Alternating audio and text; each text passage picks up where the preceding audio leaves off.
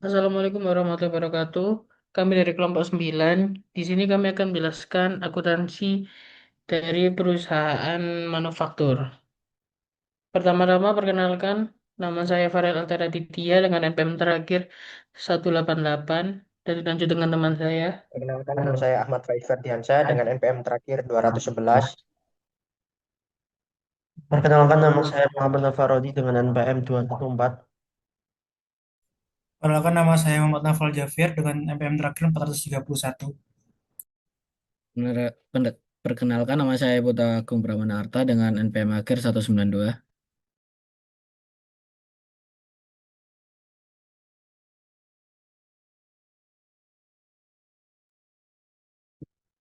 Balance sheet. Jadi di sini bisnis manufaktur itu melaporkan tiga jenis persediaan pada neracanya sebagai berikut. Yang pertama ada inventaris bahan atau persediaan bahan baku. Persediaan ini terdiri dari biaya bahan, baku langsung dan tidak langsung yang belum memasuki proses manufaktur. Contohnya itu seperti kayu, lem, baja atau karet.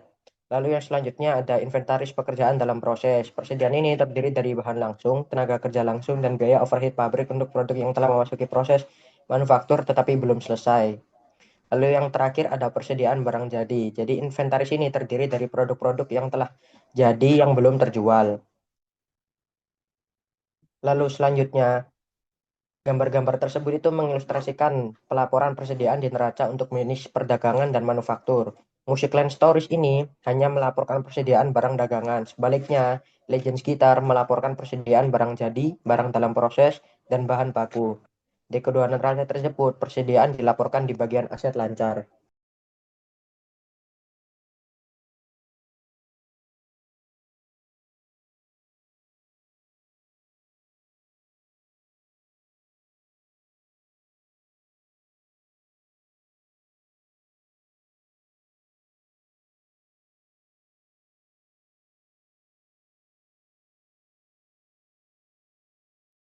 Selanjutnya Selanjutnya ada ada financial financial. statement.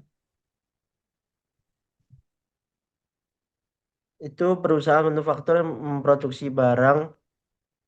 Bagian HPP-nya lebih kompleks, harga pokok produksi yang dijual dalam kurung HPP manufaktur. Persediaan awal barang jadi biaya yang diproduksinya atau bisa disebut dengan cost of goods manufaktur. Itu barang jadi tersedia untuk dijual. Persediaan akhir barang jadi harga pokok produksi yang dijual. Kemudian penjualan kurangnya harga pokok produksi yang dijual sama dengan laba kotor. Contohnya bisa kita lihat bersama-sama semuanya. Sini sudah sangat jelas, sangat kompleks.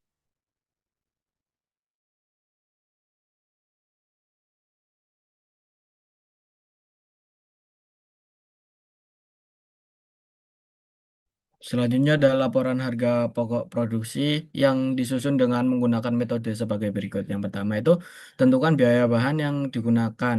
Yang langkah kedua tentukan total biaya produksi yang akan dikeluarkan. Langkah ketiga yaitu tentukan biaya produksi barang.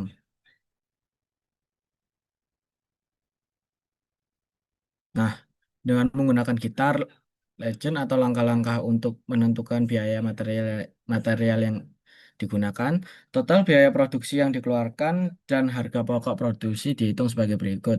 Langkah pertama, biaya bahan yang digunakan dalam produksi ditentukan dalam berikut. Nah, seperti contoh yang ada di bawah gambar ini.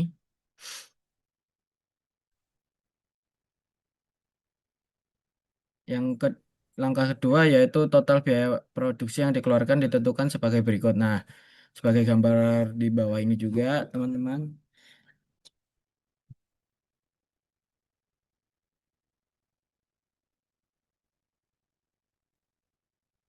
Lalu langkah yang ketiga ada harga pokok produksi ditentukan sebagai berikut.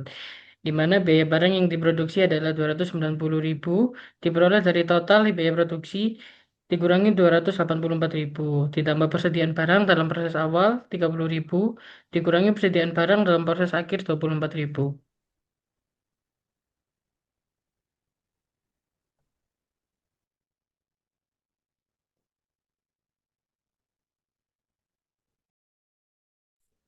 Lalu berikutnya income statement dan statement of cost of goods. Jadi begini contohnya.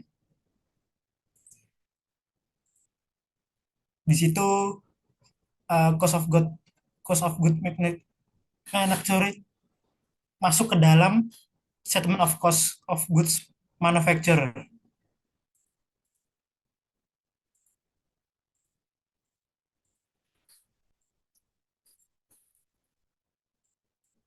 Sekian, terima kasih dari kelompok kami.